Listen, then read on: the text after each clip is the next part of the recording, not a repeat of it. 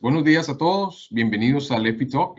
El día de hoy vamos a hablar sobre las claves para mantener tu bomba con buena salud. Entonces, antes de comenzar, vamos a hacer esta especie de analogía hombre-máquina, en la cual vamos a darnos cuenta que el que dure más una bomba o el que funcione bien es muy similar a como nosotros, por ejemplo, funcionamos, ¿no? Haciendo analogía en que el hombre sea una máquina. Entonces, por ejemplo, nosotros como tal, hablando ya como personas, como seres humanos, ¿qué requerimos para vivir más plenamente o para vivir más tiempo, ¿no? Y obviamente con calidad, ¿no? Entonces, obviamente una buena genética, pero aparte de ello, la buena alimentación, deporte regular, descansos apropiados, la educación de calidad, las visitas periódicas, por ejemplo, para revisarnos en cuanto en el tema de salud físico y mental, obviamente las relaciones afectivas, personales, etcétera. Entonces, todo este tipo de cosas, holísticamente hablando, hacen que una persona o un ser humano, pues, tenga una vida más plena y más duradera, ¿no? Entonces, ahora, si nosotros lo llevamos al ejemplo de una máquina, como por ejemplo una bomba, sería equivalente, ¿verdad? Entonces, si yo quiero que una bomba mía dure más y aparte, pues, funcione bien, pues tengo que seleccionarla adecuadamente. Tengo que tener un suministro adecuado, repuestos nuevos, originales. Entonces, lo que son, por ejemplo, lubricantes, rodamientos, filtros, sellos, todos estos elementos, pues obviamente de alta calidad deben ser y se deben, pues obviamente, cambiar con la regularidad adecuada. El tiempo de operación también es bien importante. Hay unos que se diseñan para trabajar en ciclos, otros para trabajar de manera continua. Entonces, es importante que eso se tenga en cuenta en el tema de duración de la bomba.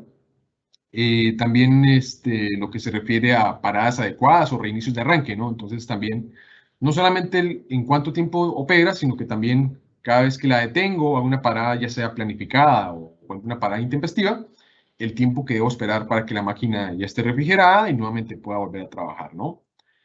El conocimiento de cómo se opera, ¿no? Entonces es importante también que sepa yo cómo funciona la bomba, ¿sí? Entender no solamente en temas de instalación, sino en tema de operación, y poder analizar temas a futuro que puedan presentarse, ¿no?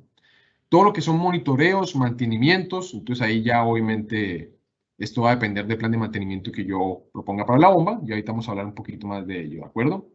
Y por último, todo lo que es el ambiente, ¿no? Entonces, en este caso, operativo, el tema de las condiciones ambientales, la instalación que yo haga, si la he hecho adecuadamente, y no solamente la bomba, ¿no? Sino que también, obviamente, la estructura, por ejemplo, para manejar el tema de vibraciones, o, por ejemplo, el tema de las tuberías, ¿no? Para controlar el tema, por ejemplo, de reducciones o ampliaciones de manera adecuada, la velocidad de flujo, la fricción que no sea muy alta, por ejemplo, en el tema de la succión, hablando del tema del AMPA o el NPCH requerido por la bomba.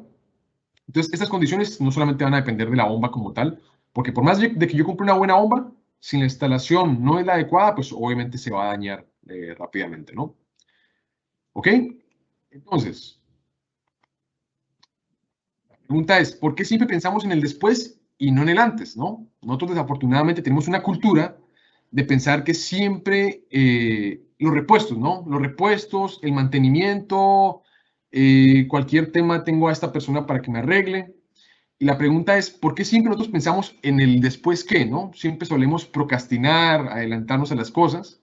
¿Y por qué no más bien pensar en el antes? Está comprobado que cuando tú piensas más hacia el antes, el tema de costos a largo plazo casi que se atenúa en vez de tener que comprar, por ejemplo, una bomba barata, pero tener en cuenta que cada rato se va a estar dañando, tengo que estar pagando repuestos, un instalador que la desarme, arme, todo ese tipo de cosas las planificamos como un después, pero nunca tenemos como que antes, oye, ¿cómo puedo evitar yo toda esta cantidad de cosas instalando bien, comprando buenos materiales, una persona debidamente calificada para la instalación, que la bomba responda adecuadamente a los requerimientos y un plan de mantenimiento, pues obviamente me sale mucho más económico que estar esperando hasta que saque la mano y tener que cambiar. Es mucho más costoso, ¿no? Entonces, llevándolo a la analogía humana, ¿no? Igualito. ¿Por qué nosotros solamente vamos al médico cuando ya estamos mal? Aquí estamos exactamente haciendo el mismo caso con las bombas. ¿Por qué siempre solemos esperar hasta que se nos dañe la bomba o se estalle una tubería o pase alguna irregularidad para actuar? Entonces, la idea es que no tengamos que actuar por reacción, sino que podamos anticiparnos y nos vamos a dar cuenta que esto se va a ver reflejado a largo plazo en el tema de reducción de los costos. Entonces, básico, ¿no? Primero, debo comenzar, como estábamos hablando, por el antes, ¿no? Entonces, no pensemos ahorita en cómo reparar una bomba. No pensemos ahorita en cómo se debe rebobinar un motor. No pensemos ahorita en si se está ahí una tubería, ¿qué debo hacer? No. Más bien pensemos es, ¿cómo evito todas estas condiciones haciendo una buena selección de mi bomba? ¿Ya? Esto obviamente es como contingencia, claro, se debe considerar. No estamos exentos de que pueda suceder. Pero si yo controlo anticipadamente la mayoría de estas variables, les aseguro que va a ser muy, muy poco probable que suceda. ¿Ya? Entonces, todo va a arrancar desde que seleccionemos bien la bomba. Entonces, ¿cómo selecciono bien yo una bomba? Entonces, bajo los siguientes criterios. Primero, el tipo de líquido a trasegar o a bombear, ¿no? Entonces, no es lo mismo bombear agua limpia con agua con sólidos en suspensión.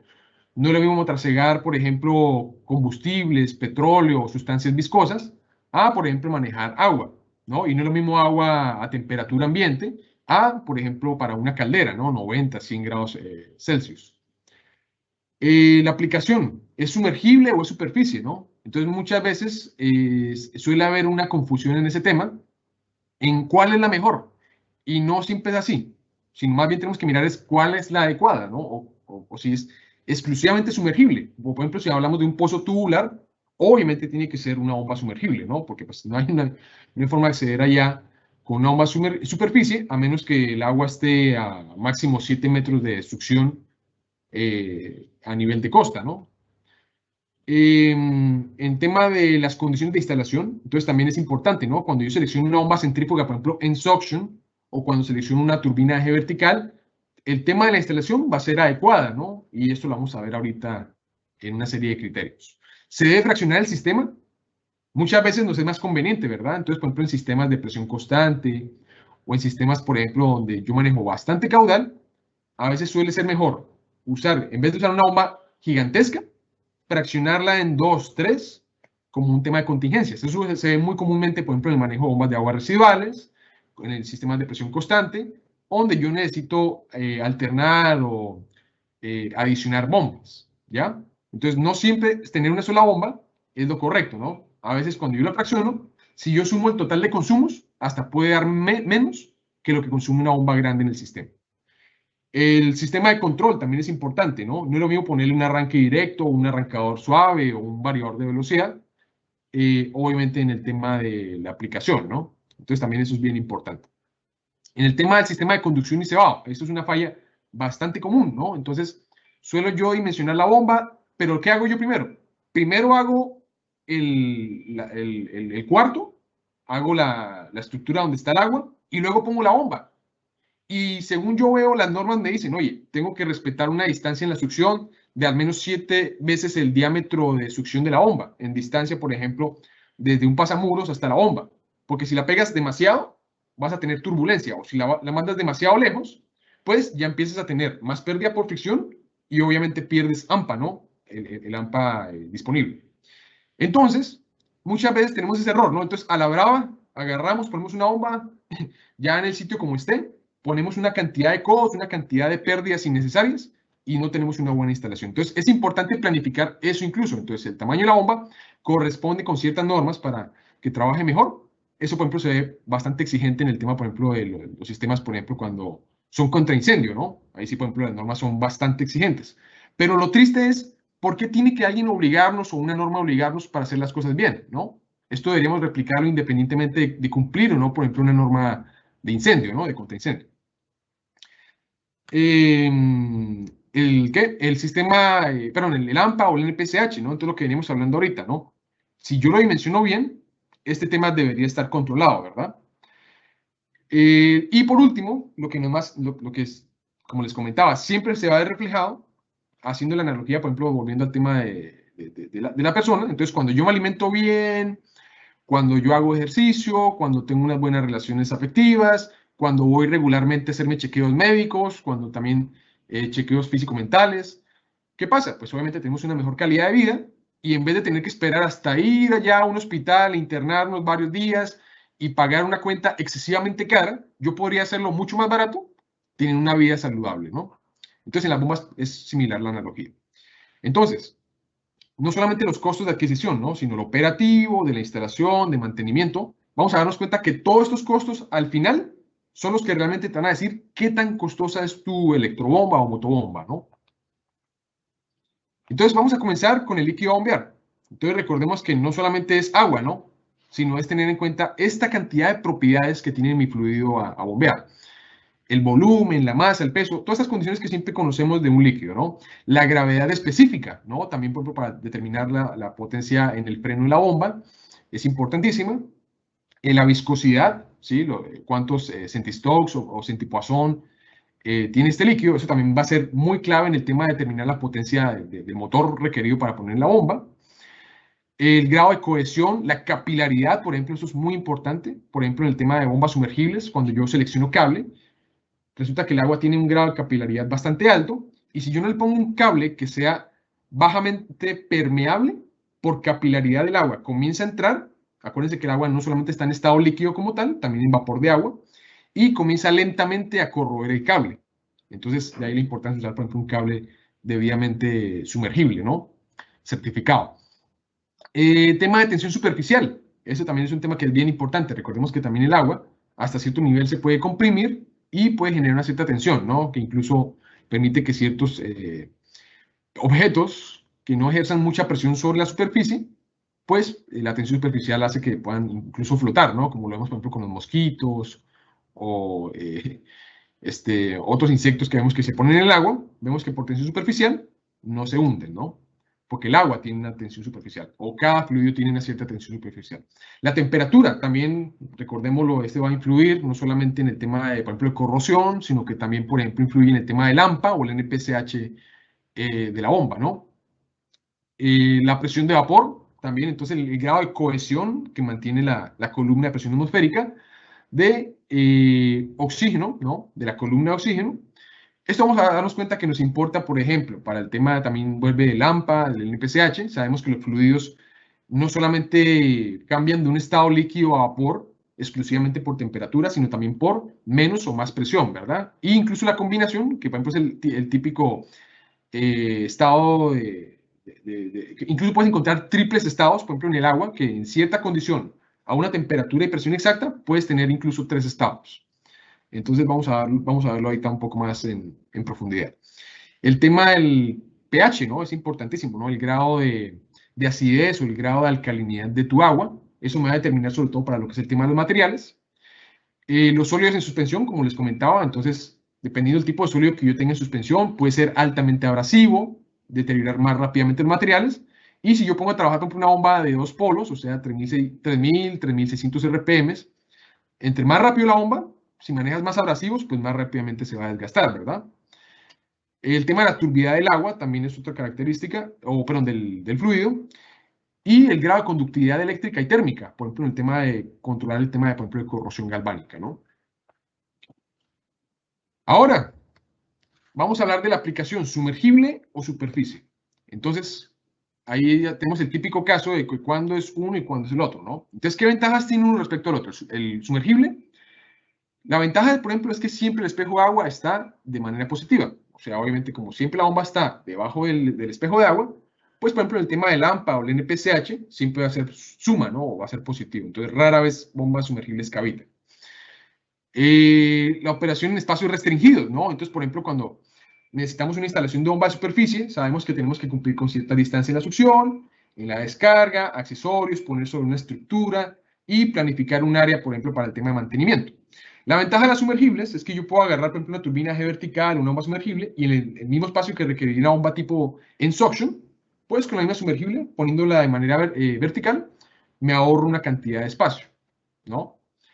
El espejo de agua es variable, también es conveniente, por ejemplo, en pozos tubulares, cuando empieza a variar la napa o el espejo de agua del pozo, pues yo puedo modificar mi bomba, puedo subirla, puedo bajarla y controlar esta condición, ¿verdad? En cambio, una bomba en suction o una bomba de superficie, inmediatamente si está, por ejemplo, en succión negativa y se cae el espejo de agua, puedes tener un cambio rapidísimo y comenzar a cavitar la bomba o incluso ni siquiera tener capacidad de succión, ¿no? Y por último, el tema del bajo ruido operativo. Entonces, en bombas sumergibles es una de las condiciones, por ejemplo, que gusta mucho en el tema de las sumergibles. Cuando están en nivel doméstico, por ejemplo, en un sistema de presión constante, cuando están sumergidas prácticamente no hacen ruido y vibraciones mínimas. Pero, ¿qué desventajas tienen? la instalación, el acceso y mantenimiento es mucho más complejo, porque obviamente siempre la bomba sumergible, si yo le quiero ese mantenimiento, voy a tener que sacarla, ¿no? Y obviamente entre más profunda esté o más abajo esté instalada, pues obviamente eso va a implicar una sacada más costosa, ¿no? Se recomienda operar al menos con motores de 1800 RPM en adelante. Entonces son bombas que por lo general suelen trabajar a altas RPM. Y la refrigeración y el empalme del motor eléctrico, por ejemplo en las sumergibles, es mucho más complejo. A diferencia de una bomba en suction, donde yo le pongo un motor estacionario, sabemos que es un motor que está accesible, le puedo hacer mantenimiento, le puedo hacer cambios de conexión de voltaje, todo lo que sea, ahí a la mano. En cambio, en los sumergibles, si obviamente no lo dimensiono bien o no lo cuido bien, se quema y obviamente sabemos que sacarlo no es tan fácil, ¿no? Ahora, vamos con las bombas de superficie. ¿Qué ventajas tienen? Entonces, primero, son las más convencionales y las más usadas primeramente por el tema de que su instalación, el acceso y el mantenimiento es mucho más sencillo, ¿no? Entonces, siempre lo tenemos ahí a la mano. Cualquier tema de que se dañe alguna pieza, pues yo ahí in situ rápidamente hago un mantenimiento o puedo hacer una revisión, ¿no? La eficiencia suele ser mayor a distintas RPMs, entonces por lo general cuando usas a 1200, 900 RPMs, suelen trabajar bastante bien, ¿ya? A diferencia de las sumergibles que por lo general no encuentras o rara vez encuentras sumergibles de menos de 1800, a menos que sean, por ejemplo, bombas de flujo axial, ¿no? Pero la mayoría pues obviamente están por arriba de los 1800.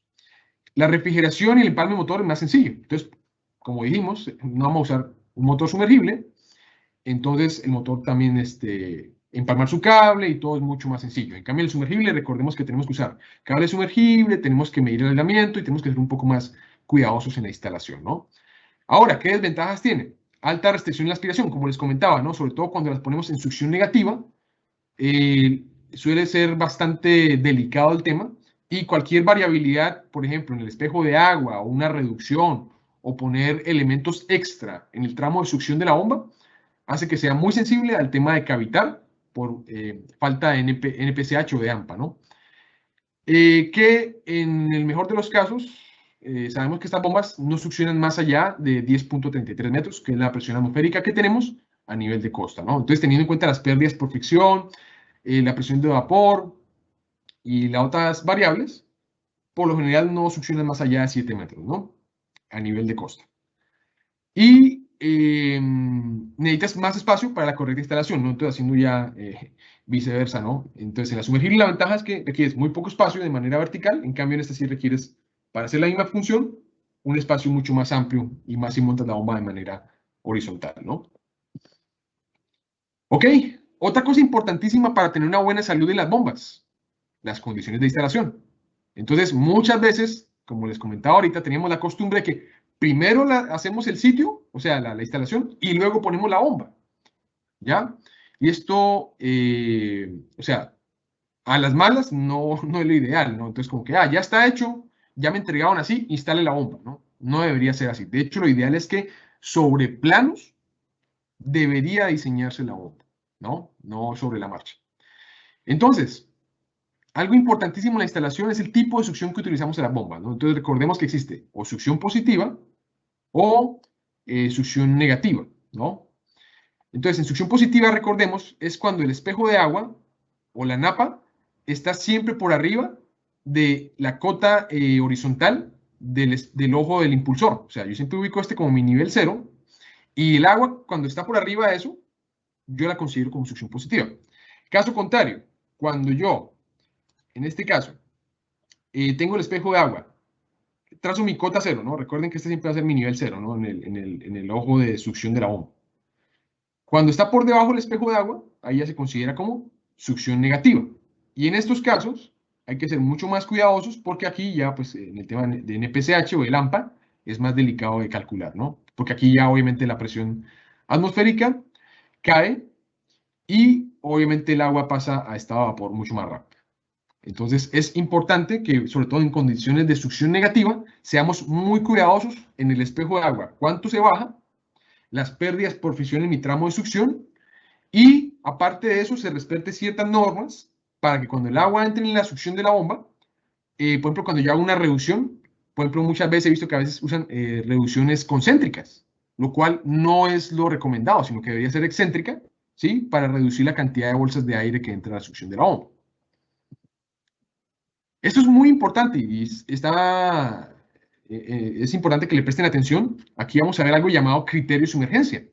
Entonces, si nos damos cuenta aquí en el diagrama que está a mano derecha, vemos, por ejemplo, aquí una bomba cuando está conectada en succión aquí a nivel. Entonces, por ejemplo, acá el espejo de agua está por arriba, se considera una succión positiva, ¿verdad? Otros casos, por ejemplo, donde un tanque elevado, vemos acá la succión de la bomba, entonces también tenemos este espejo de agua, succión positiva. Pero, por ejemplo, en estos casos, cuando ya pongo el tramo de succión hacia arriba, o sea, la bomba está hacia arriba, aquí ya lo contrario, ¿no? Entonces se empieza a alejar este nivel de agua, baja la sumergencia mínima. Entonces, ¿qué pasa? El criterio de sumergencia lo que me dice es, mira, dependiendo de cómo tengas aquí la instalación de la bomba, ya sea así, así o así, debe haber una velocidad de succión recomendada para que no entre ni aire ni se formen vórtices, ¿ya? Entonces lo que nos dicen los fabricantes por lo general es que, mira, cuando la sumergencia es de un pie, entonces por ejemplo en este caso, acá un pie, digámoslo, está aquí bajito, te dice ahí, mira, la velocidad de succión debe ser mínimo de 2 pies por segundo para que la bomba no succione o haga un vórtice o empiece a entrarle aire. Conforme vamos subiendo más la sumergencia mínima que me pide, obviamente la velocidad de succión debe ser mayor. Y esto, como les comentaba, para evitar vórtices, bolsas de aire o un NPCH o AMPA disponible bajo. Ahora, muchos preguntan, bueno, ¿cuándo debe ser una bomba de succión positiva? Pero una bomba reciprocante, una rotatoria o cuando una centrífuga. Normalmente existe este gráfico que te dice, mira, normalmente cuando tienes grandes caudales o gran presión, obviamente cuando hay mucha presión y poco caudal, por lo general siempre las bombas de desplazamiento positivo aparecen. Pero ya después de grandes caudales y grandes presiones, si se dan cuenta, a partir de esta línea, ya incluso las reciprocantes se quedan cortas, incluso las rotatorias. Y ya a partir de acá, prácticamente las centrífugas son las únicas opciones que se tienen, ¿no? Para grandes caudales o grandes presiones. Pero por lo demás, las de desplazamiento positivo pueden entrar también como categoría, pero obviamente sabemos que son mucho más costosas, ¿no? Ahora, la pregunta es, ¿cómo sé yo o cuál es mi criterio para seleccionar la bomba adecuada? Muchos preguntan, bueno, ¿cómo hago yo para saber cuál debe ser la bomba indicada para mi aplicación? Por lo general, los fabricantes de bombas se pusieron de acuerdo y nos dicen, mira, el criterio más común o más utilizado es algo llamado la velocidad específica. Para los que no están familiarizados, ¿qué es la velocidad específica? Es un criterio que me permite relacionar tres importantes variables en una bomba: la CRPM, el caudal y la presión o la carga o ADT. Y este criterio es el que me determina el tipo de rodete, o sea, el tipo de impulsor, ¿sí? Si es un impulsor, por ejemplo, de flujo radial, de flujo mixto, flujo axial, si es un desplazamiento positivo o qué tipo de bomba. Entonces vamos a darnos cuenta que este criterio nos va a determinar cuál debe ser la bomba ideal y para el fabricante de la bomba te dice el diámetro, ¿no? Por ejemplo, muchas veces nos preguntamos, oiga, ¿cómo sé que el diámetro debe ser de 10 pulgadas, de 14 pulgadas, de 6 pulgadas el diámetro del impulsor? ¿O cuando una bomba multitapas? Esto se basa, los fabricantes se basan en el criterio de velocidad específica, que aquí en el papel se ve simple, pero realmente es mucho más complejo de lo que conocemos. Pero sin embargo, vamos a hacer un resumen. Entonces, la velocidad específica se puede expresar de dos maneras: en sistema internacional, con omega, y en sistema americano, o en el inglés, se utiliza con ns. ¿De acuerdo? Entonces, cuando vamos al sistema internacional, me dice que la velocidad específica es igual a este criterio y el caudal sobre raíz cuadrada sobre el caudal por el delta de ADT o la presión ADT total o cabeza total del sistema, esto elevado a la 3/4. Ahora, si yo me voy al sistema americano, haciendo la equivalencia, aquí sería la N en RPMs, el caudal en galones por minuto, que es como se utiliza en Estados Unidos, y la altura en pies o la ADT total sobre 3/4. Y yo puedo hacer la equivalencia, entonces, por ejemplo, para sacar el NS en americano, entonces lo que yo hago es que si yo lo saco por acá, multiplico por 2733 y queda en sistema americano. Nota, es importante que para este cálculo solamente se hace por impulsor, por rodete. Entonces, cuando son bombas multitapas, entonces se debe fraccionar en la cantidad de etapas, por ejemplo, cuando es de manera horizontal o vertical, y por cada etapa se calcula la velocidad específica. Esta no aplica para un sistema global. ¿de acuerdo? Y esto, obviamente, el criterio aquí lo vemos, ya sea en internacional o en americano, es el que me va a determinar cuál es el tipo de bomba que yo necesito. Entonces, por ejemplo, cuando tengo una velocidad específica realmente baja, por ejemplo, aquí hablamos de un criterio de 27, por ejemplo, o en sistema internacional de 0.01, aquí es, por ejemplo, típicamente cuando tengo bombas de muy alta cabeza y muy bajo caudal. Por lo general ahí siempre suele dar velocidades específicas muy pequeñas, ¿ya? Entonces, por eso aquí aparece bombas de pistón, las bombas ¿de qué? Rotatorias. Ya, por ejemplo, aquí aparecen las de tornillos.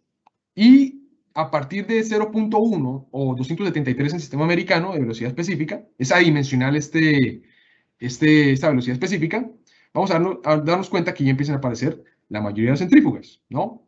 Hasta aparecer acá ya las de flujo axial, que es cuando ya tengo lo contrario, ¿no? Entonces, hacia acá, velocidades específicas muy bajitas, es mucha presión, poco caudal. Ya cuando tengo velocidades específicas muy altas, suele ser muy baja presión, muy grandes caudales, ¿de acuerdo? Y ya si yo me voy en las centrífugas, aquí está, es como si yo le hiciera acá un zoom, lo que se ve aquí en la parte de abajo. Entonces podemos ver, vea, cuando es centrífuga, cuando es con impulsor tipo radial, cuando se empieza a convertir de flujo mixto, y por último, cuando ya queda un impulsor de flujo axial. Entonces recuerden, el criterio que me va a determinar el tipo de bomba que yo necesito es este que se llama velocidad específica. Es el más usado por los fabricantes de bombas. Y es ahí la explicación de dónde sale el tipo de bomba que yo utilizo, ¿no? ¿Por qué la centrífuga? ¿Por qué debe ser impulsor radial? ¿Por qué debe ser impulsor de flujo axial? ¿O por qué cuando debe ser una bomba exclusivamente de desplazamiento positivo? Entonces, este criterio ustedes lo pueden utilizar para saber si la bomba que ustedes tienen instalada o cuando van a seleccionar una bomba es la adecuada. Otra cosa importantísima en el tema del diseño de la bomba y la eficiencia es la eficiencia como tal, que bueno, eso ya lo vimos en otra charla anterior, en la cual hablábamos que obviamente cuando selecciono una bomba, lo ideal es que esté más cerca del BP o el mejor punto de eficiencia y que conforme yo me empiezo a salir de este rango, obviamente empiezo a encontrar mayor probabilidad de fallas, ¿no? Si me voy demasiado hacia la derecha, sobrecargo mi bomba, puede cavitar porque elevo el NPCH requerido y otra serie de condiciones. Caso contrario, cuando me voy a la izquierda, puedo tener problemas ya de recirculación, baja vía el impulsor, se empieza ya a recalentar.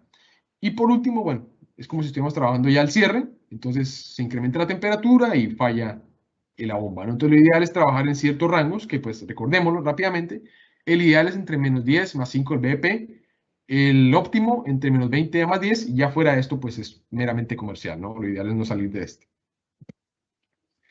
Bombas en serie y en paralelo, entonces hablamos, por ejemplo, en ciertos casos, ¿no? Por ejemplo, cuando vemos estos sistemas de alta presión, muchas veces lo que hago es fraccionarlo y no depender de una bomba gigantesca para obtener este tipo de sistemas, ¿no? Entonces recordémoslo rápidamente, eso ya lo sabemos, pero bueno, para los que no, cuando ponemos bombas en paralelo, como vemos aquí, entonces la suma de los caudales, de los tres caudales, es el total del sistema, ¿sí? Entonces aquí se fracciona el caudal total sobre un tercio, un tercio, un tercio, ¿no? Cuando se ponen en serie, ahí lo que pasa es lo contrario, ¿no? Ya no suma el caudal, sino el caudal permanece constante y la altura es la que suma, ¿no? Entonces, por ejemplo, la altura total aquí se fracciona en 3, ¿no? Y aquí podemos ver, si yo agarrara la curva de una bomba, cuando le sumo una segunda, una tercera en serie, este sería el total de la curva. No varía el caudal, pero la altura pues obviamente se incrementa, ¿no? Y en sistemas en paralelo, entonces dijimos que aumenta el caudal, puede llegar así, pero la altura o la presión se mantiene constante, ¿no? Ok, entonces vamos a recordar ahora en el tema del sistema de control, es muy importante, porque ahora, aparte de que ya tengo mi bomba, me digo, oye, si yo tengo una variabilidad de flujo o un sistema de, por ejemplo, de riego sectorizado, o quiero hacer una aplicación donde quiero adicionar bombas, por ejemplo, ¿cuáles son los métodos de control y qué beneficios tienen y cuál debo yo poner, ¿no? Entonces vamos a mencionar los más conocidos. El típico, el on-off, que es el que está aquí en número 1, o el famoso switcheo, ¿no? Que es el que típicamente usamos, por ejemplo, en sistemas hidroneumáticos, que lo que te dice es, el motor gira a velocidad constante y lo único que hago yo es apagar y prender para controlar la condición, ¿no? Entonces tengo demasiada presión, apago. Tengo bajita presión, enciendo. Apago, enciendo. ¿De acuerdo? Entonces, este sistema es muy básico, muy precario. Solamente funciona cuando tienes bombas que ciclan bastante, pero obviamente no es conveniente. Pero realmente en el tema de eficiencia, en el tema de control como tal, no hace gran cosa, sino simplemente es una forma barata de, por ejemplo, controlar un sistema de presión, en teoría constante, ¿no?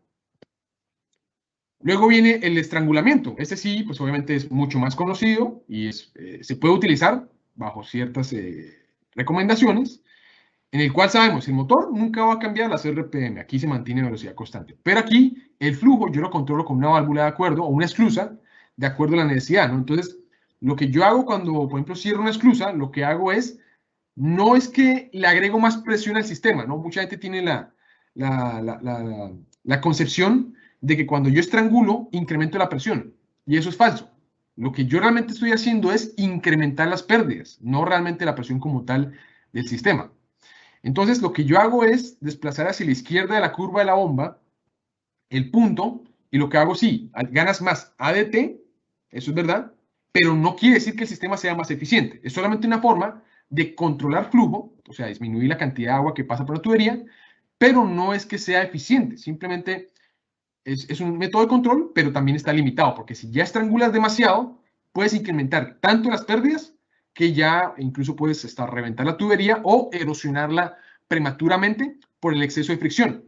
Recordemos que en las tuberías lo ideal es que no fluya más allá de 8 pies por segundo la velocidad de agua dentro de la tubería, porque si ya supera esta velocidad es tan rápida que erosiona rápidamente el material, comenzamos a tener vibración, roturas y hasta finalmente ya una fuga y un estallido de la tubería, ¿no?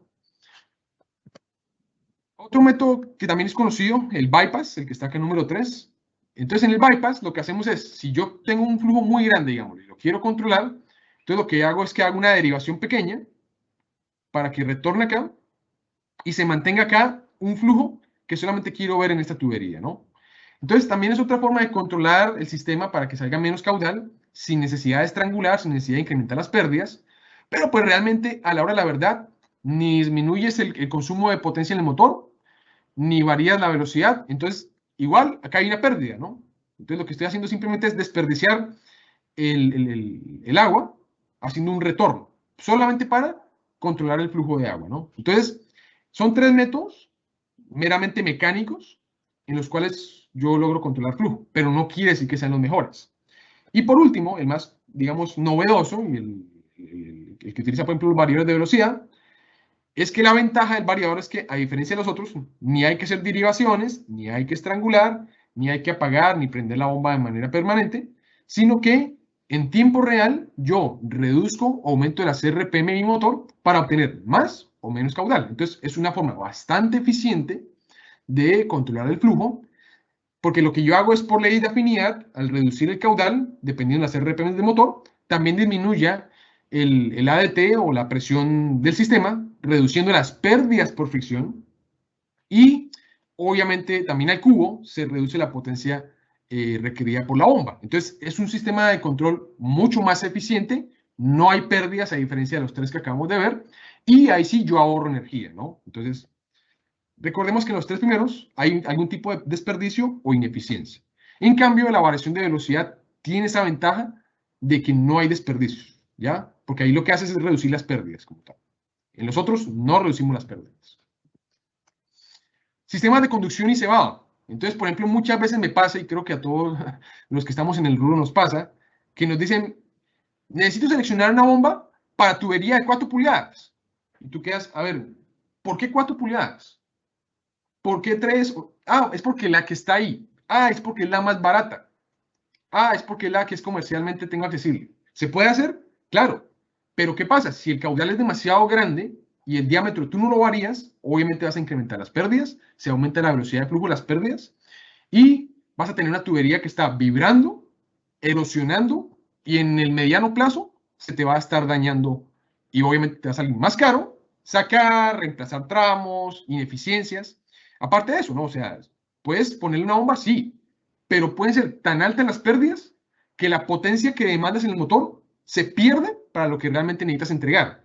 Incluso a veces nos encontramos que le aumentas el diámetro ligeramente, digamos de una tubería 4, le pones de 6 y pasaste de mandar, no sé, más de 20% de potencia con una tubería 4 a menos de 5% con una tubería 6. Entonces se me baja enormemente el gasto de la bomba al haber menos velocidad de flujo, se erosiona menos rápido la tubería, hay menos vibración y obviamente el sistema dura mucho más y pues obviamente no tengo que hacer cambios permanentes de tubería, ¿no? Entonces mis costos se me bajan, ¿no? Entonces es algo que por favor se debe tener en cuenta. Ahora, la pregunta es, ¿cuál debe ser el diámetro óptimo de mi tubería?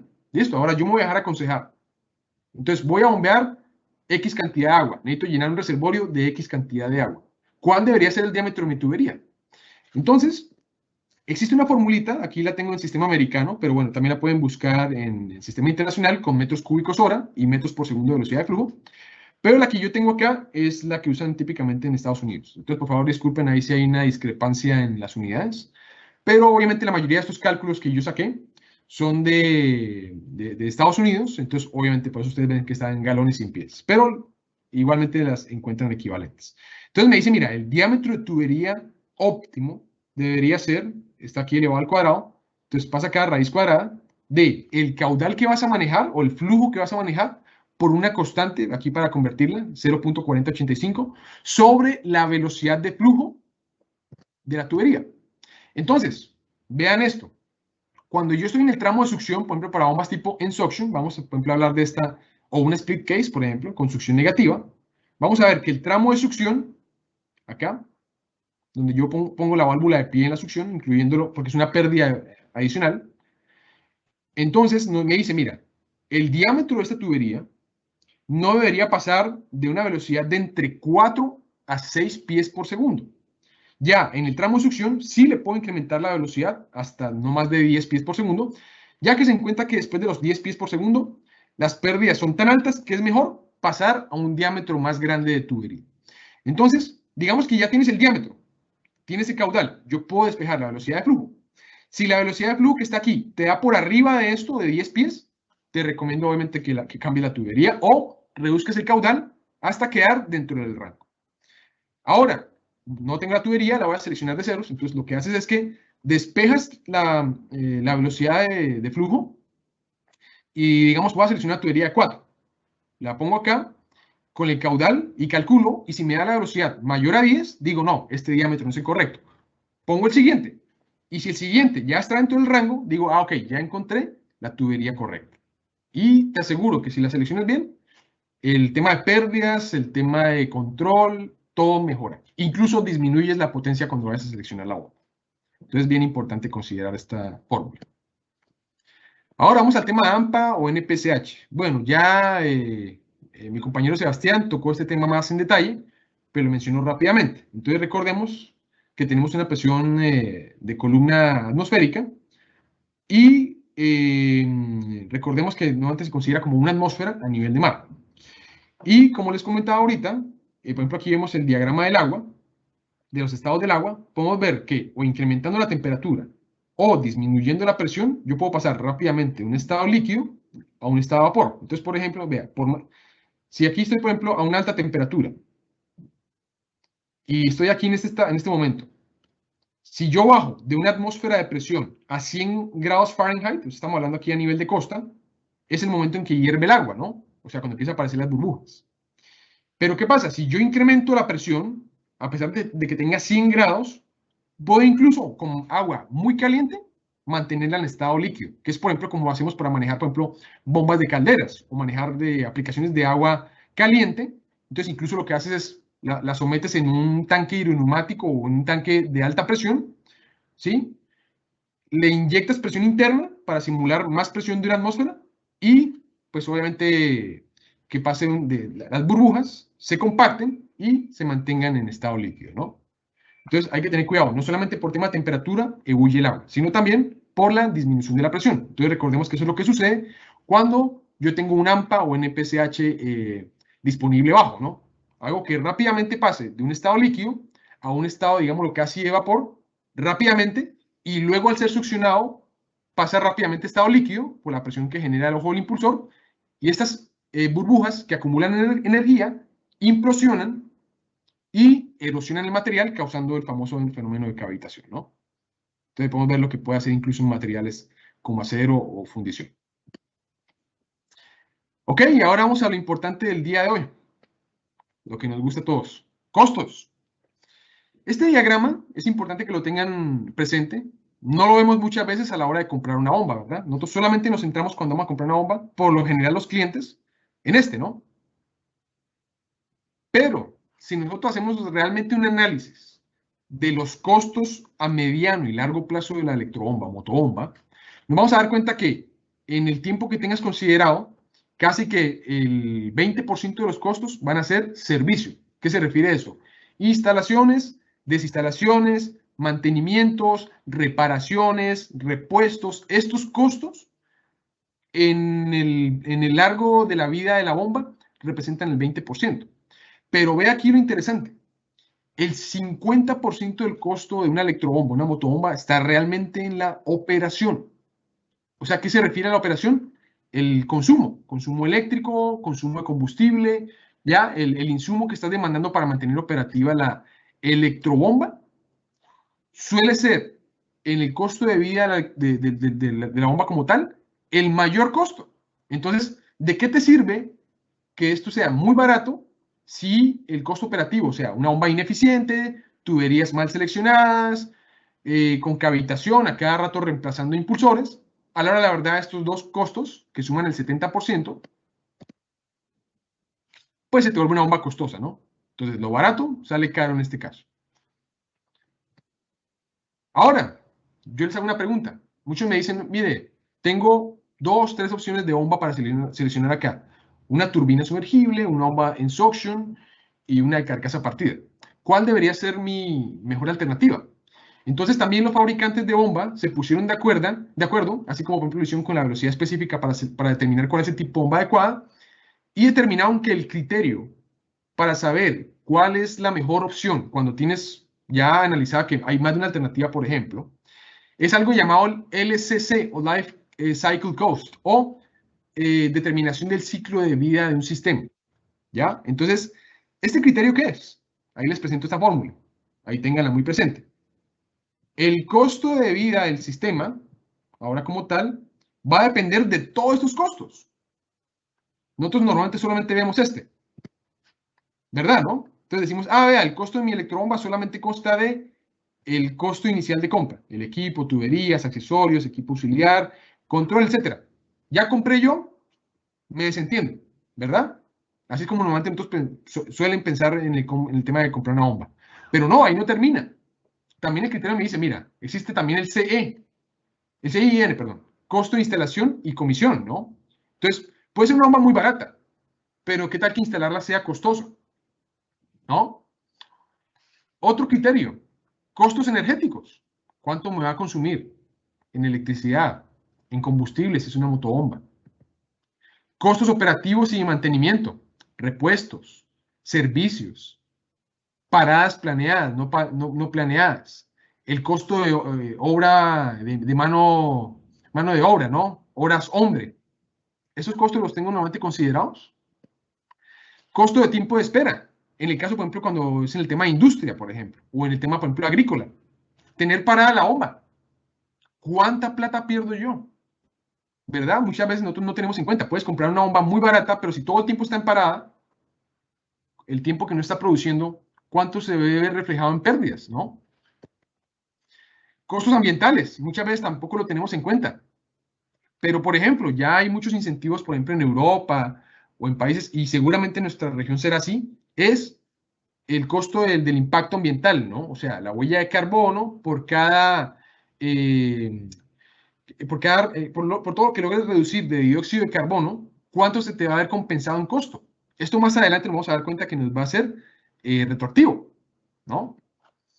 Y por último, que muchas veces no lo tienen en cuenta, costos por depreciación. Obviamente, cuando tú compras una electrobomba, en la compra ya se deprecia, ¿verdad? Así como similar a los carros. Pero obviamente, entre más tiempo la mantienes trabajando y no le haces mantenimiento, no la instalas correctamente, te falla todo el tiempo, también obviamente el costo como tal, si lo usas como un activo, pensando en un activo, se te deprecia, ¿no? Entonces, la suma de todos estos costos es el que realmente va a determinar cuál es la mejor bomba. Entonces, ustedes pueden hacer ese análisis. Agarran su bomba A, su bomba B y bomba C. Y empiezan a hacer eso, ¿no? Bomba A me cuesta tanto, bomba B me cuesta tanto, bomba C me cuesta tanto. Ah, ok, pero la A, resulta que instalarla es muy complejo, pero la B es más sencilla de instalarla, es más barato, ¿verdad? Y la C está intermedia. Costos energéticos. La A es con motor de combustible, o sea, en tema de operativo, de diésel es muy costoso. Esta está con electricidad, es mucho más barato. Y este, por ejemplo, la estoy considerando con energía solar. Ok, entonces mi costo de compra es más alto. Pero aquí el costo de operativo es prácticamente cero, ¿verdad? Cuando yo empiezo a sumar los costos de las tres alternativas, me va a dar el LCC de cada una, comparo los tres y la que me dé menor costo, pues obviamente va a ser mi mejor alternativa, ¿no? Y yo les recomiendo que esto lo hagan dependiendo obviamente de la aplicación, pero por lo general es desde 1, 2, 5, 10 hasta 20 años. Ya depende del tipo de bomba, ¿no? Por ejemplo, si hablamos de una bomba API o una bomba de procesos, obviamente están consideradas para por ahí 20 años, ¿no? Ya o por ejemplo una turbina de eje vertical. De 10, por ejemplo, una bomba centrífuga, estacionaria, típica, o una de bomba de pozo tubular. Dependiendo de esto, yo hago mi costeo. Ustedes lo planean y dicen, venga, mi activo, llamémoslo la bomba, ¿para cuánto tiempo lo voy a diseñar? Entonces, para 20 años tengo que estimar en 20 años. Ok, costo de compra. En 20 años, ¿cuántos mantenimientos le voy a hacer? ¿Cuánto me cuesta en promedio la hora hombre? En repuestos, ¿cuántas veces voy a cambiar de sello? ¿Cuántas veces voy a cambiar de rodamientos? ¿Y cuánto me va a costar eso? Sumando obviamente un factor de aumento, teniendo en cuenta que obviamente no van a costar igual a dentro de 20 años, ¿no? A largo plazo, en costos energéticos o de consumo, ¿cuánto más o menos en promedio está incrementando el costo de la electricidad? ¿Ya? Entonces, si ustedes se dan cuenta a la hora de la verdad, hay muchos costos ocultos que no se tienen en cuenta cuando ustedes van a comprar la bomba como tal y las tuberías como tal, ¿no? Pero entonces, este es el criterio que por lo general más se utiliza para determinar cuál es la mejor bomba o la mejor alternativa, ¿de acuerdo? Incluso con una sola opción lo pueden aplicar para darse cuenta realmente si es costosa o no la bomba que ustedes tienen instaladas ahí en sitio. Ahora, plan de mantenimiento. Vamos aquí rápidamente a mencionar los mantenimientos. ¿Cuáles son los tipos de mantenimientos que existen? Primero, el preventivo.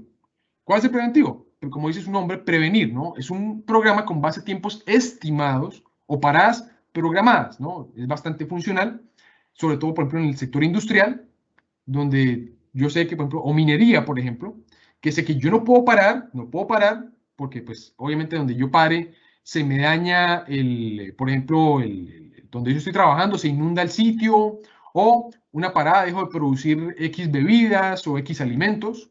Entonces, por lo general, este funciona muy bien para la industria, porque yo hago programación de paradas, ¿no? En tiempos muertos o tiempos ya establecidos como tal para hacer el mantenimiento, ¿no?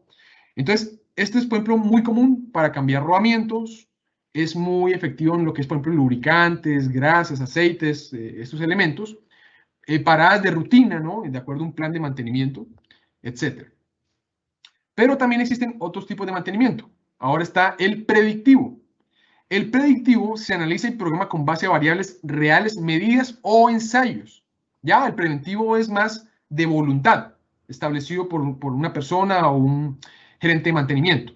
El predictivo lo hago es con análisis, con números, ¿de acuerdo? Entonces el predictivo yo digo, mire, según lo que me dice el fabricante, son X horas de trabajo del rodamiento. Entonces, sí o sí, en ese tiempo o antes de ese tiempo, tengo que hacer mi parada para hacer un cambio, un rodamiento, ¿verdad? Entonces, ahí te lo predice. O si tú le pones, por ejemplo, un monitoreo y encuentras que después de ciertos decibeles de vibración empieza a deteriorarse el rodamiento, dices, oye, ya está llegando al límite de vibración o está vibrando mucho, ya le falta muy poco, planeemos que para la X día y tal hora se va a hacer el cambio del rodamiento, ¿verdad? Entonces, como les digo, aquí depende mucho en los predictivos de estadísticas, de números. Entonces, análisis de nivel de ruido, vibraciones mecánicas, rata, bueno, o rate, le dicen, de temperatura, el delta de temperatura, medición de aislamiento. Entonces, por ejemplo, un motor sumergible, ¿no? Está instalado con ciertos megaohms, pero yo empiezo a ver que en el largo del tiempo empieza a caerse con cierta periodicidad del aislamiento. Entonces yo digo, no, mire, me dicen que normalmente por arriba de tantos megaohms no debería caerse el motor. Entonces cuando ya empieza a acercarse a los megaohms, quiere decir que ya ha perdido tanto el aislamiento que yo programo la parada para revisión del motor, ¿verdad? Y no tener que esperar hasta que se vaya a tierra en una operación crítica y ahí sí que se inunde la mina, que no tenga agua para regar, etcétera, ¿no? Y por último, el correctivo este es el menos ideal, obviamente es el más costoso, que es cuando empieza a tener una falla, o sea, este siempre se muestra, ¿no? A diferencia del preventivo, el predictivo, yo me anticipo. El correctivo, yo no me anticipo, sino actúo. Entonces, cuando empiezan a aparecer los primeros defectos, ¿no? No necesariamente cuando falla, sino cuando empiezan a encontrar anormalidades. Es el menos deseado y está pensado en términos económicos y operativos, ¿no? Entonces, por ejemplo, primeras muestras de corrosión, anormalidades de ruido o vibración, exceso de calor, ruidos anormales, golpeteos, etcétera. Por lo general siempre viene avisando, ¿no? Entonces, obviamente este de los tres es el más costoso, ¿no? Ahora, vamos a ver aquí este cuadrito. Entonces, plan de mantenimiento. Es importante que, sobre todo cuando son bombas costosas, se establezca un buen plan de mantenimiento. Por ejemplo, en el tema de motobombas, ¿no? Es muy común, sobre todo en motobombas, ver planes de mantenimiento. Así como, por ejemplo, lo hacemos con los motores de diésel, pues también para las bombas, ¿no?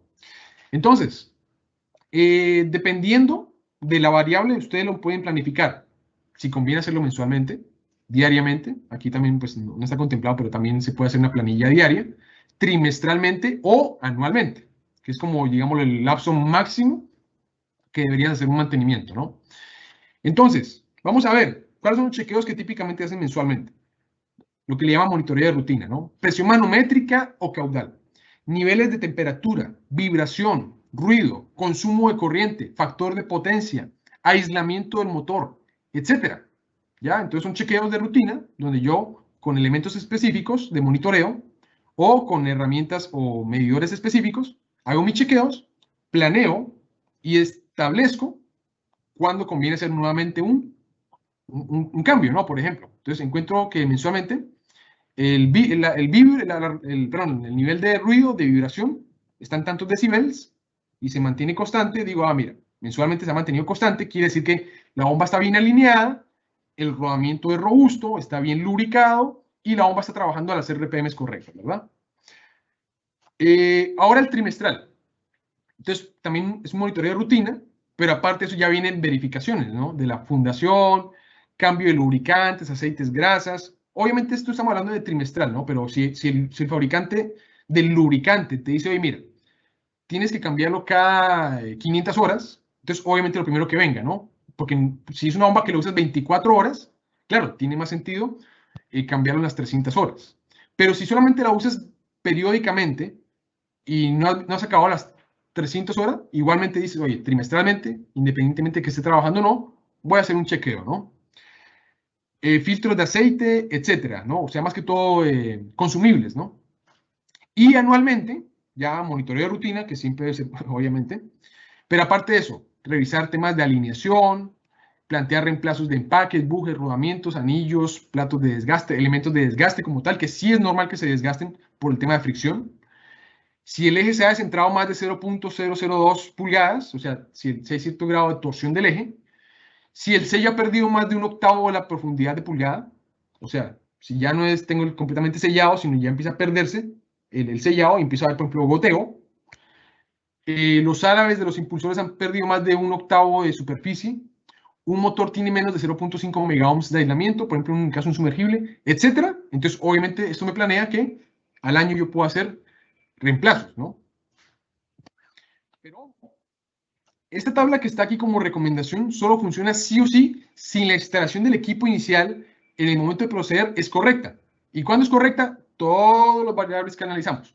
Diámetro de tubería correcta, el AMPA o el NPCH bien calculado, los materiales, las RPM, la velocidad específica, ¿no? Que sea la ideal para la aplicación, haber hecho el LCC para ver el tema de costos. Si todo está de acuerdo a mi plan, esta tabla podemos utilizarla perfectamente. Pero si yo no controlo estas condiciones, ahí viene que le va a aparecer el costo de mantenimiento correctivo, que obviamente es el más costoso, ¿no? Que es sacar, reparar, poner. Ese es más costoso. En cambio, reemplazar a tiempo, en temas, por ejemplo, de paradas, no hay pérdidas, es mucho mejor, ¿no? Que un momento crítico, que es muy común, ¿no? Que siempre nos están llamando. Se quemó, corra, necesito una bomba a las 3 de la mañana. Esos son cosas que yo podría planificar adecuadamente, ¿no? pero pues desafortunadamente es una práctica que tenemos que implementar, ¿no? Y entre más costos de la bomba, todavía debería ser más riguroso eso. Ahora, si se piensa en una aplicación como bombeos sólidos o abrasivos, o sea, este plan que estamos hablando es típicamente una bomba de agua limpia, ¿no? Pero si hablamos, por ejemplo, de manejar sólidos abrasivos, aguas residuales, químicos corrosivos, manejar aguas a muy altas temperaturas, aceites, petróleo, etcétera, por lo general se puede reducir la periodicidad de los mantenimientos, ¿no? Entonces, de anuales a trimestrales, de trimestrales a mensuales o mensuales a diario, ¿no? O considerar normas que cumpla, por ejemplo, la ANSI B73.1, que es típicamente la norma de industria, o la API 610, que es la norma petrolera, ¿no? Entonces, o bueno, en la NFPA 20, ¿no? Entonces, también dependiendo del sector industria, existen normas internacionales que te establecen planes de mantenimiento. Y aquí vamos a ver típicamente, ustedes la pueden elaborar, pueden ponerla en práctica, cómo elaborar una plantilla para mantenimiento de una bomba centrífuga, por ejemplo, en suction. Esta, por ejemplo, cortesía de Pioneer. Entonces podemos ver, si ustedes se dan cuenta, aquí, por ejemplo, lo ponen a diario, mensual, aquí, por ejemplo, 250 horas o 3 meses, 500 horas o 6 meses, 4000 horas o 12 meses. Entonces, como se acuerdan, como les dije, ¿no? Diario, mensual, trimestral, semestral y anual. No debería pasar de un anual, ¿no? Entonces, por ejemplo, ruido inusual, chequeo diario, vibración, temperatura, fugas, lectura de manómetros, ¿no? Entonces, por ejemplo, muchas veces yo me encuentro que dicen, es que la bomba no está funcionando bien. Ok, por favor, envíeme la información del manómetro, cuánto le está marcando presión, o haga una prueba al cierre, al shut-off, para ver si la bomba está correctamente instalada. No, es que no hay manómetro. No puedo adivinar, ¿verdad? Entonces, por ejemplo, este tipo de prácticas siempre se deben hacer. Tener un manómetro y analizar, a ver, la presión de manómetro, cuánto está, ¿verdad? Corresponde con la curva. Indicadores. Inspección visual, ¿no? Entonces, el estado, si veo algún cambio en el color del acero inoxidable, si yo veo alguna anormalidad, picaduras, corrosión, bueno, obviamente ahí tengo que empezar a notarlo y tomar acciones correctivas, ¿no? El reservorio de aceite, ¿no? Por lo general las bombas, por ejemplo, las centrífugas siempre tienen medidores para ver el tema de aceite. Entonces también hacer el chequeo. Si no, acuérdense, por ejemplo, que hay bombas que tienen el sello mecánico autolubricado por aceite. Entonces, si yo no cuido ese reservorio, por más que tenga esa protección, si se queda sin aceite, pues se va el sello mecánico, ¿verdad? Cada vez que la bomba sea abierta, revisar los claros, o sea, los ajustes, las luces, y ajustar las especificaciones originales, ¿no? Cada vez que la bomba sea abierta, revisar desgaste, corrosión en el impulsor, ¿no? Estoy empezando a ver ciertas picaduras. Sí, podría ser un síntoma de cavitación, ¿no? Entonces, es mejor de una vez hacer ahí algún cambio o revisar el NPCH si cambió, por ejemplo, si bajó el espejo de agua, antes de que se erosione el impulsor y tenga que yo reemplazarlo por uno nuevo, ¿no? Sello mecánico, debe presentar fugas, ¿no? Si presenta fugas, pues ya saben qué está pasando, o sea, o están entrando sólidos en suspensión, o está desalineada la bomba y empieza por haber un goteo. Líneas de drenadores operan correctamente, integridad de cople, integridad de la flecha o el eje. Tornillos, ¿no? Están apretados adecuadamente. Tienes un torquímetro, a ver, revisa cuántos newton metro de torsión tiene. Revisar la integridad de alineación, la grasa o los rodamientos, inspeccionar. Entonces, si nos damos cuenta, vea, cuando ya empiezan a aparecer partes de desgaste, se empieza a prolongar el check, ¿no? El plan. Y ya, por ejemplo, si vamos, por ejemplo, a temas de realizar pruebas, incluso se recomienda anualmente, ¿no? Independientemente de que la bomba esté trabajando o no, al menos cada año deberías poner a trabajar, por ejemplo, como un sistema contra incendio, ¿sí? Sabemos que la bomba contra incendio no está diseñada para operar permanentemente, sino solamente como un backup en el caso de una emergencia, obviamente un incendio. Igualmente no hay que esperar hasta que pase el incendio para que funcione la bomba, sino que con cierta regularidad que establece también la NFPA 20, hay que hacer inspecciones de rutina, obviamente chequeado por bomberos o por la autoridad que recibe los equipos, ¿no? Realizar prueba comparativa de vibración, también ahorita vamos a hablar un poco más de esto. Remover empaquetaduras, mangas y si hay desgaste. Y por último, remover la cubierta de la voluta y revisar el estado y si es necesario, puede hacer reemplazo de estas partes, ¿no? Volutas, impulsores o elementos que son los más costosos de la bomba, ¿no? Ahora, esto que está acá es un estándar, no es como tal, ya depende del fabricante, pero se encuentra que por lo general un sello debería tener una vida útil de entre 3 a 5 años, un rodamiento hasta 10 años, un eje, no debería ser de más de 15 años, o sea, a menos que se deflecte o esté mal alineado, no deberíamos tener problemas en 15 años en cuanto al eje. Un acople de 20 años y un impulsor, dependiendo obviamente si no está cavitando, si no está usando abrasivos, de entre 2.8 a 4.2 años. Y como les digo, este estudio es hecho en agua limpia, temperatura ambiente y a una atmósfera de presión. Elementos que estoy seguro que muchas veces vemos, rodamientos, sellos mecánicos, sucede que la mayoría de fallas mecánicas en bombas suceden o por mala instalación, o por falta de mantenimiento, o no cambio adecuado de rodamientos de sellos. Entonces imagínense, un rodamiento chiquitín, o un sello mecánico. Yo lo ignoro las señales de ruido, ignoro las señales de goteo, digo, igual la bomba está funcionando, pero ya cuando saca la mano, el desastre es tal que ya no solamente es el costo de un rodamiento, ¿no? Sino el costo de la bomba, de la instalación, tener que contratar a un especialista, etcétera, etcétera.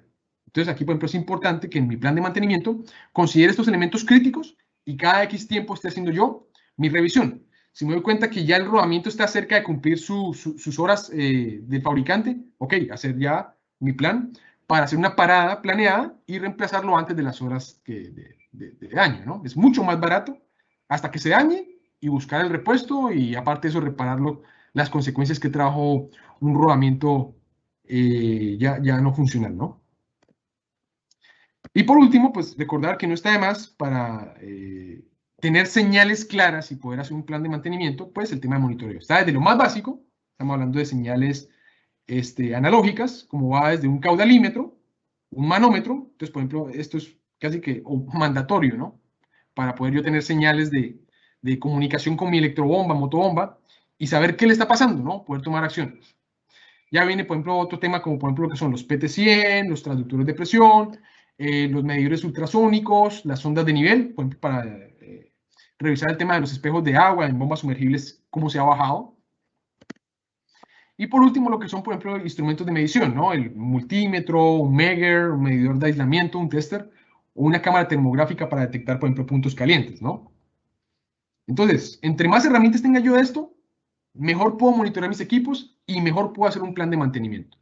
Pero instalar una bomba a ciegas, entonces va a ser muy difícil establecer un correcto plan de mantenimiento. Y por último, recordar ahorita lo que está de moda, ¿no? Las nuevas tendencias, hacia dónde va. Si ustedes se analizan, estamos ahorita con el tema de la revolución industrial de la 4.0, de las nuevas tecnologías. ¿Qué pasa? Ahorita ya el tema de las bombas como tal, el negocio ya no es vender bombas, ¿no? O sea, reemplazar bombas, rodamientos, mantenimiento, no. Realmente ahorita el negocio de las bombas es yo saber qué le pasa a la bomba y yo predecir qué debo hacer con mi bomba, monitorear qué le está pasando a mi bomba y yo poder tomar acciones que me cuesten menos. ¿Cómo lo hago yo? Aprovechando herramientas tecnológicas, como lo es la inteligencia artificial y todas estas tendencias que estamos escuchando, de las cuales vamos, desde por ejemplo un submonitor, el submonitor Connect, que ya sabemos que también ya lo podemos conectar, vamos a hacer un protocolo Modbus, o puedo conectarme con mi celular y en tiempo real puedo aquí descargar la historial de eventos y tomar acciones, ¿no? O, por ejemplo, este tipo de medidores, por ejemplo, miren, a diferencia de un megómetro o un DMM, por ejemplo, este EAT34, lo que te detecta, mira, puedes detectar fallas a tierra, el estado interno de los aislamientos, cómo están, si hay una conexión abierta, falla de rotor bloqueado, si hay contaminación de motor, o sea, este, por ejemplo, es un medidor de motores bastante eficiente. O, por ejemplo, lo que ya hablamos, por ejemplo, la famosa tecnología IoT, ¿sí? Y el Digital Twin, que también está agarrando fuerza, que es copiar tu bomba, sacar una especie de gemelo simulado y en tiempo real hacer análisis mediante, por ejemplo, inteligencia artificial o en computadora de cómo se va a comportar tu bomba. Puedes hacer una simulación para predecir modelos de vibración, modelos de calentamiento, modelos operativos con el cierre de válvula, haciendo distintos escenarios, predecir comportamientos. Y en tiempo real y aprovechando estas nuevas tecnologías, el procesamiento es instantáneo. No tengo que esperar hasta 200 horas para ver qué le pasa a la bomba, ¿no? Sino que ahora ya con estos nuevos modelos y simulación e inteligencia artificial, prácticamente instantáneamente puedo yo predecir miles de opciones. Entonces está muy interesante hacia dónde está yendo este nuevo negocio. Y ahí vemos lo que le llaman la IoT y lo que es el Digital Twin. Entonces, por ejemplo, podemos ver este que es de National Instruments. Entonces, yo me pongo en tiempo real, aquí yo puedo monitorear vibración, bueno, y por ejemplo poner acá límites, ¿no? Entonces, por ejemplo, yo veo aquí que la onda está disminuyendo y aquí tiene un límite. Si lo supera, aquí te está dando ruido, entonces puedes decir, ay, mira, si hay ruido, es que mi modelo me está diciendo que debo reemplazar un rodamiento, debo revisar señales de temperatura y aquí hacer simulación. Entonces, para que se den cuenta hacia dónde están yendo las tendencias, pero obviamente, si tú tienes un buen monitoreo, sabes qué le pasa bien en tu bomba. Y si sabes qué le pasa a tu bomba, puedes hacer un buen plan de mantenimiento. Y si tienes un plan de mantenimiento adecuado, tu bomba ya no va a durar un par de meses, sino que va a durar muchos años y obviamente los costos se reducen. ¿Listo? Entonces, bueno, con esto hemos terminado el día de hoy nuestra charla. Y bueno, si hay alguna pregunta, consulta, comentario, bueno, ya quedamos aquí disponibles. Bueno, muchas gracias, Nico. Excelente, como siempre. Sí, hay algunas consultitas. Te paso algunas rápidas. Recién hay una que es muy... Yo tengo algún concepto al respecto, pero te la quiero hacer porque es bastante específica. Bruno nos pregunta, ¿cuál es el correcto criterio de vibración mecánica alta para una bomba sumergible? Dice, nosotros tomamos 2 milímetros por segundo para una bomba que está a 50 metros de profundidad. Sí. Sin embargo, mira, para la persona que preguntó, recordemos que, por ejemplo, depende del motor, ¿no? Por ejemplo, si es un motor que utiliza chumaceras tipo Kingsbury, como los Franklin, sabemos que la chumacera tipo Kingsbury no es de contacto. Este criterio aplica cuando es rodamientos de contacto, ¿ya? Pero cuando es un rodamiento, por ejemplo, que por tensión superficial no hay fricción y está diseñado, digámoslo, para una vida útil casi que infinita, más bien lo que debes procurar es revisar más bien es el tema de la velocidad de flujo y la velocidad a la que gira el motor para que ese rodamiento funcione. O sea, si la frecuencia está por arriba de 30 Hz y la velocidad de flujo está por arriba de la velocidad mínima que requiere el motor para que el nivel de agua no se evapore y tenga las tolerancias exactas, el rodamiento está diseñado para no ser cambiado. ¿Ya? Pero obviamente, ponerle más carga axial, trabajarlo por debajo de una frecuencia, recalentamiento, va a hacer que cambie las tolerancias, se pierda la tensión superficial del agua y obviamente se roce los elementos. Entonces, digamos lo que Franklin, o no Franklin, Kingsbury, que fue el que diseñó la chumacera hidrodinámica, el cojinete hidrodinámico, la diseñó para que fuera de todos los tipos de rodamientos o de cojinetes, el que menos requiriera recambio. Porque precisamente en pozos tubulares, sabemos que una bomba que va a estar a 80, 100 metros, sabemos que hacer un mantenimiento así correctivo, ¿no? Como decimos, o sea, falló el rodamiento, sacar la bomba, pagar grúa, pagar mano de obra, reemplazar un simple rodamiento y volver a bajar la bomba, sale muy costoso. Entonces, más bien, lo que hacemos es usar la tecnología del Kingsbury para que prácticamente sea un mantenimiento ya preventivo, ¿sí? O sea, ni siquiera es correctivo, sino es preventivo. Es cuando, ok, cuando está planificado, por ejemplo, la limpieza del pozo, aprovecha el costo de sacar la bomba para hacerle el mantenimiento, para revisar los niveles de agua, para revisar el estado del sello mecánico, para revisar el tema de las bocinas, de los bujes de carbón grafito, el estado de aislamiento ya sin el cable sumergible, y si es necesario reemplazar, por ejemplo, un motor lead, ¿no? un conector. Pero eso es lo interesante del cojinete tipo Kingsbury, que está diseñado, el fabricante Kingsbury lo diseñó para que prácticamente esté diseñado para trabajar sin horas de limitación. ¿De acuerdo?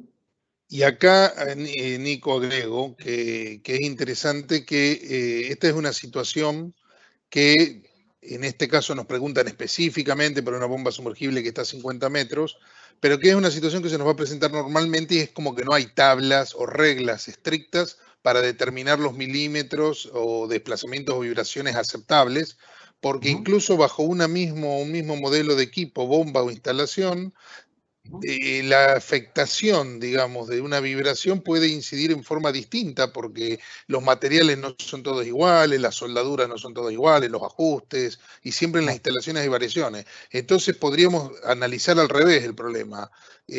Lo mejor siempre es no tener vibraciones o llevar la vibración al menor grado posible. Y para esto lo que es interesante es identificar el origen de la vibración.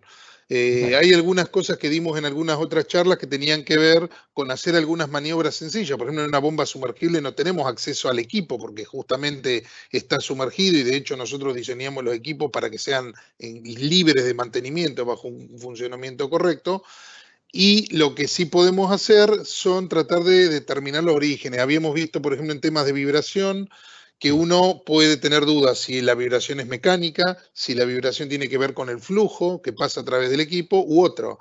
Y, por ejemplo, cerrar una esclusa y ver que el problema disminuye, nos da un indicativo de que tiene que ver con el flujo, el problema de vibración, y que tenga que ver con el flujo puede tener que ver con cavitación o puede tener que ver con, como dijo Nico, temas de instalación y turbulencias que se producen a ciertas velocidades. Entonces, es una forma de que nosotros decimos, bueno, el problema está ahí. Ahora, que el grado de vibración tiene que ser el menor posible, porque no vamos a poder predecir que esta bomba va a durar 2 años, 5 años con ese nivel de vibración por las variables que se escapan de nuestras manos.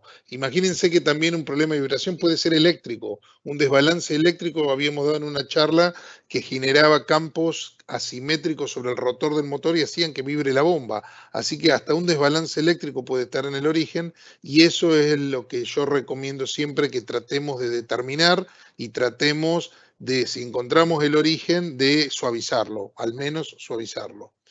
Exacto. No, Otra consulta, sí, Nico. perdón, me decías. No, igualmente, como les digo, o sea, muchas veces la gente quiere saber qué es lo que le pasa a sus equipos, pero por ejemplo, sin un manómetro, sin un caudalímetro, sin una sonda PT100, por ejemplo, para el tema de temperatura, sin esos indicadores va a ser muy difícil, porque si ustedes se acuerdan en otra charla que hicimos, vimos que, por ejemplo, en una bomba sumergible habían 1000 variables y como decía Sebas, pueden ser ya combinaciones eléctricas, combinaciones mecánicas, hidráulicas o incluso ambientales que pueden afectar el equipo. Entonces, por lo menos, poniendo este tipo de elementos de monitoreo, por ejemplo, si yo veo que el manómetro varía bastante, o por ejemplo, encuentro que el caudal no es constante, te puede dar indicios de cuál puede ser la causa raíz del problema, ¿no? Entonces haces, por ejemplo, un diagrama espina de pescado y empiezas a sacar causas, ¿no? Por ejemplo, causas de vibración, ¿no? Entonces puede ser temas hidráulicos, ¿no? Entonces, tubería, exceso de velocidad de flujo en la tubería. Otro, la rugosidad del material no es la adecuada. Y así puede hacer derivaciones. Comienzas a descartar y puedes llegar a la causa raíz de tu problema. Pero bueno, eso ya eso tiene que ver más, y bueno, a la persona que pregunta le invito a que vea más en tema de, bueno, ahorita no me acuerdo el nombre, pero hay Bruno. 7 métodos, ahorita se me acuerda el nombre en japonés, que te pueden hacer un análisis de esto y llegar a un tema de mantenimiento. Después, Nico, para que no se nos extienda mucho, te hago medio rápido. Las que siguen son, por ahí están un poco contestadas. Hay un poquito de ambigüedad, pero son preguntas clásicas. Dice, ¿cuál es la durabilidad normal de una bomba? Bueno, es tan amplia esta respuesta que te puedo dejar pero por ejemplo, obviamente depende del tipo de bomba, ¿no? Si es, por ejemplo, para la industria petrolera o la industria petroquímica, por lo general son bombas que están diseñadas para 20 años, ¿no? O sea, por el alto costo de esas bombas, ¿no? Y por eso es que tienen que cumplir con normas muy exigentes como la API 620 o la ANSI B 73.1, ¿no? O la ISO 2858. Obviamente, entre más normada, entre más listada, entre más costosa esté la bomba, obviamente está diseñada para trabajar más. Exacto. Pero si hablamos, por ejemplo, de una bomba centrífuga de caracol de un caballo, ¿no? No creo que te vaya a durar 20 años. O puede durarte 20 años, pero tienes que estar muy juicioso en el tema de mantenimiento, ponerle un variador de velocidad, por ejemplo, ¿no? Para disminuir el estrés mecánico en los rodamientos, que cada vez que se apague, esperes el tiempo adecuado para que vuelva a arrancar.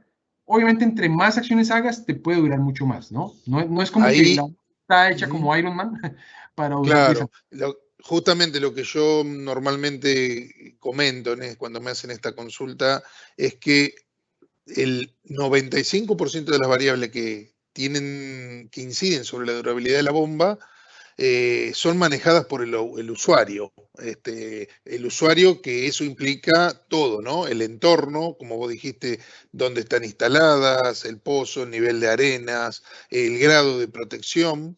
O sea, son tres cosas básicamente: el entorno, el ambiente que dijo Nico, después los grados de protección, uno puede proteger la bomba con el nivel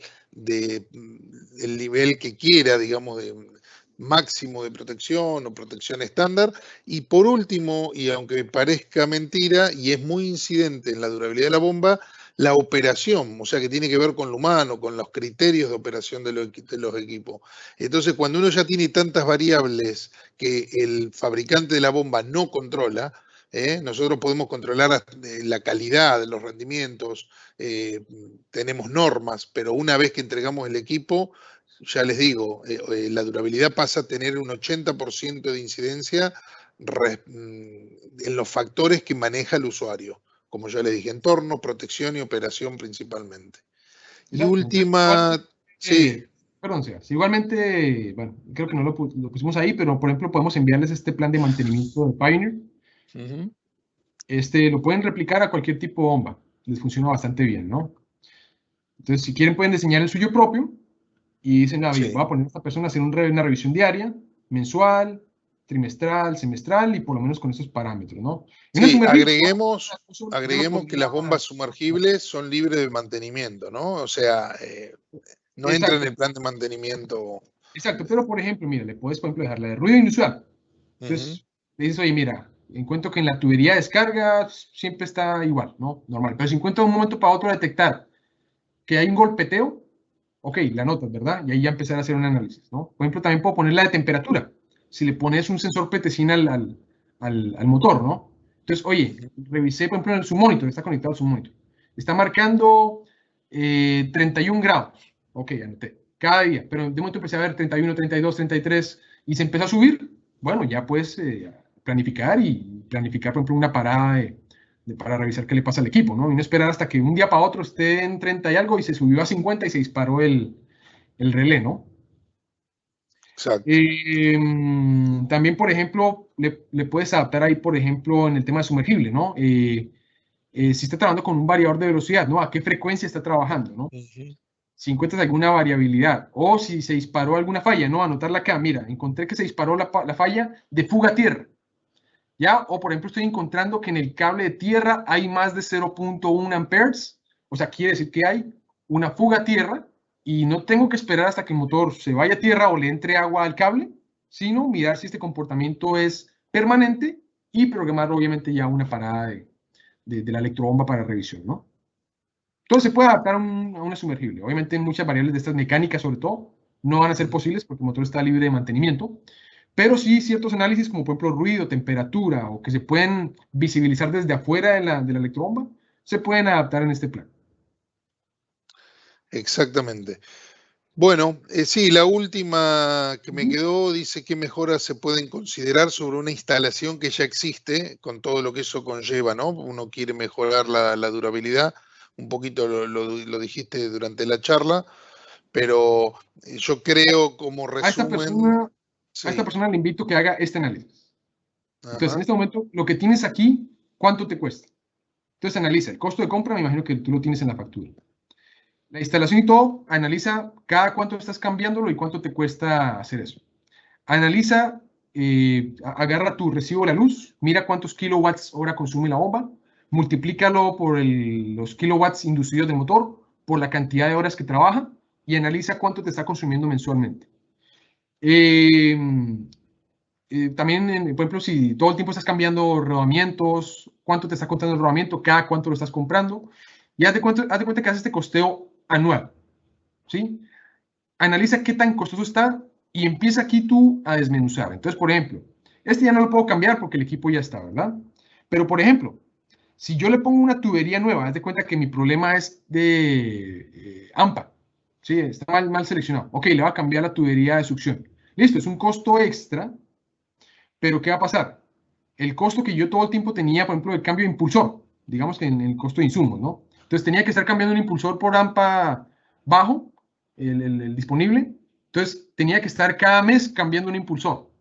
Entonces, haz de cuenta que lo que tú te gastas en 5 impulsores, podrías comprar el tramo de succión de tubería nuevo y arreglar tu problema de AMPA y te quitas ese costo de impulsor. Entonces, lo que yo le invito a esta persona es, haz tu costeo de todo el sistema y mira haciendo cambios qué costos desaparecen, ¿verdad? Y si te das cuenta que haciendo un cambio, el costo inicial que tenías acá cambia y baja, pues obviamente esa es la mejora que tienes que hacer. ¿Listo? Así es. Te agradecemos mucho, Nico, muy buena y explicativa como siempre la charla. Como siempre les decimos, pueden seguir enviando consultas a nuestro mail de consultas, que ya ahí Lucila lo debe haber dejado en las consultas publicadas. Y bueno, va a pasar después seguramente algún material de lo que Nico acá nos está mostrando para que ustedes los tengan, todos los inscriptos lo van a recibir en su casilla. Y nos vemos en el próximo webinar. Muchísimas gracias a todos. Muchas gracias a todos y nos vemos hasta la próxima.